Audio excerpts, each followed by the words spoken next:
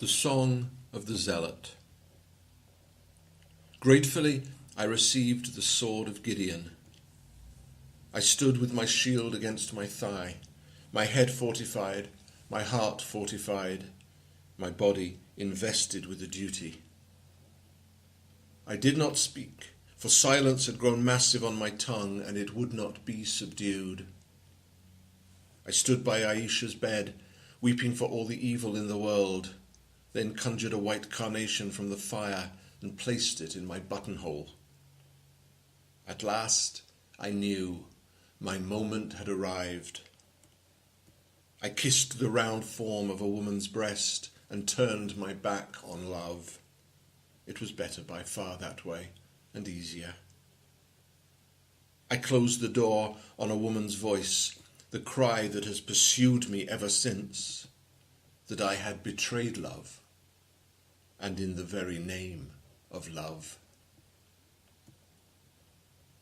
I came to your gates, O Jerusalem, city of the cloven tongue, the face of God reflected, turned aside, the sharp blister on the cunning hand that has too long wielded the knife, the sword and the wound, Jerusalem, the scar and the skin made whole, the flesh mark and the deep incision, O Jerusalem, the long sleep and the cry of unity, city of cities, whore and muse, Jerusalem.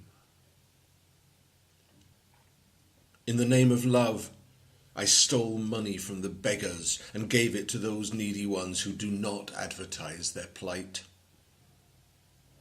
In the name of love, I fed my starving brothers, taking the food from hungry mouths that had already consumed their fill.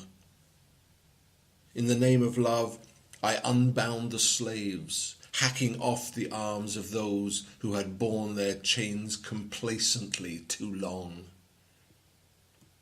In the name of love, I burned the heretics for daring to pronounce against me on the nature of my love as sin. In the name of love, I tore the evil from the hearts of men who would deny men justice. In the name of love, I sentenced those who dared to stand in judgment of their fellow men. In the name of love, I swept away the masters and the mistresses and fed their flesh to hungry dogs. In the name of love, I gouged out the eyes of those who could or would not see the blinding darkness in their souls. In the name of love, I imagined a fire and kindled it with every book capable of inflaming the imagination.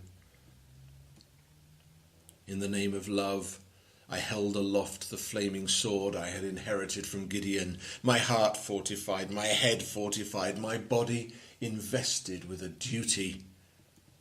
And I feasted on the bone. I tasted the sweetness of death and spat it out. There, where I had found it, under an empty heaven, beneath a torn veil, in the pitch darkness of a woman's love, where my sword hung, spent and flaccid, nestling in the hollow of my thigh.